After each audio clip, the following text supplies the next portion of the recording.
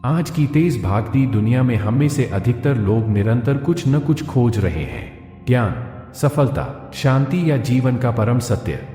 कुछ लोग ईश्वर को पूरी तरह समझना चाहते हैं और सोचते हैं कि अगर वे पर्याप्त प्रयास करें तो एक दिन सब कुछ जान लेंगे। लेकिन क्या होगा जब वर्षों की साधना और कोशिशों के बाद भी हमें अधूरा सा महसूस हो, थकावट, भ्रम और निराशा घर करने लगती है? आज की कहानी उन लोगों के लिए है जो जीवन, सत्य या ईश्वर को अपने सीमित मस्तिष्क में समेटने की कोशिश करते हैं। यह कहानी सरल शब्दों में हमें एक गहरा संदेश देती है।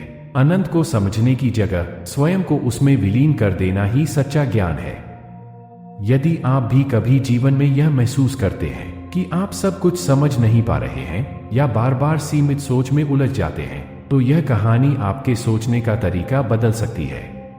यह आपको समर्पण, विनम्रता और भरोसे की ताकत का एहसास कराएगी जो अक्सर निरंतर प्रयास से कहीं ज्यादा प्रभावशाली होते हैं। आइए इस कहानी की ओर बढ़े। संजय एक जिज्ञासु और समर्पित शिष्य था। वर्षों से वह अपने गुरु के आश्रम में रहकर ईश्वर को समझने का प्रयास कर रहा था। वह वेद पढ़ चुका था, उपनिषदों का गहन अध्ययन कर चुका था, ध्यान और साधना में दिन रात लगा रहता था। फिर भी उसके मन में बार बार एक ही प्रश्न उठता, क्या मैं ईश्वर को पूरी तरह समझ पाया? एक दिन संजय थक कर अपने गुरु के पास आया। उसका चेहरा निराश था, आंखों में उलझन और हृदय में भारीपन था। संजय बोला, गुरुदेव, मैंने अपने जीवन के कई वर्ष ईश्वर को समझने में लगा दिए। कितनी ही पुस्तकें पढ़ी, ध्यान किया, मनन किया, लेकिन जितना समझता हूँ उतना ही भ्रमित हो जाता हूँ। हर उत्तर एक नया प्रश्न बनकर उभरता है। मैं थक चुका हूँ। क्या मैं कभी ईश्वर को पूर्ण रूप से जान पाऊंगा? गुरु शांत थे। उन्होंने संजय की आंखों में देखा और मुस्कुराए। फिर बोले, आओ आज हम तुम्हारी समस्या का समाधान एक कहानी के माध्यम से करते हैं। एक बार की बात है, एक संत समुद्र तट पर टहल रहे थे। तभी उन्होंने एक छोटे बच्चे को किनारे पर रोते हुए देखा।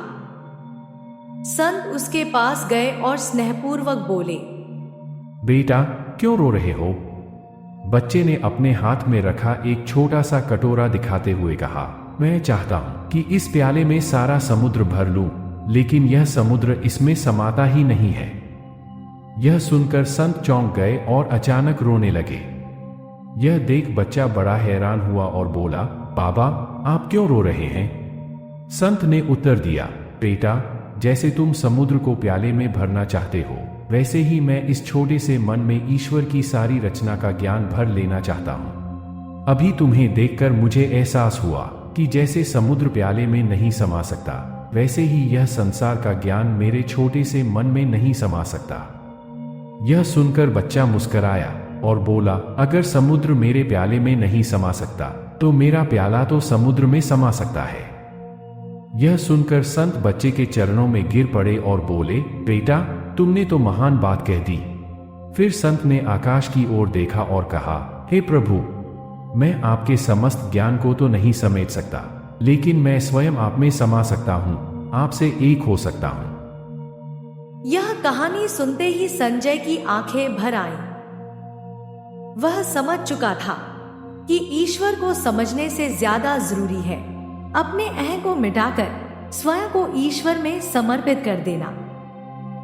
गुरु ने अंत में कहा, संजय, जब तू जानने की सीमा छोड़ देगा तब ही तू जान पाएगा।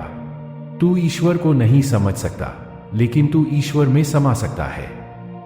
संजय ने गुरु के चरणों में सिर झुका दिया। अब वह जान चुका था, सच्चा ज्ञान आत्मसमर्पण में है, अहंकार छोड़ने में है और उसी में परम शांति है।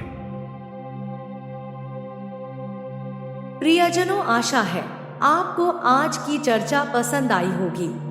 हमारे चैनल को शेयर, लाइक और सब्सक्राइब जरूर करें।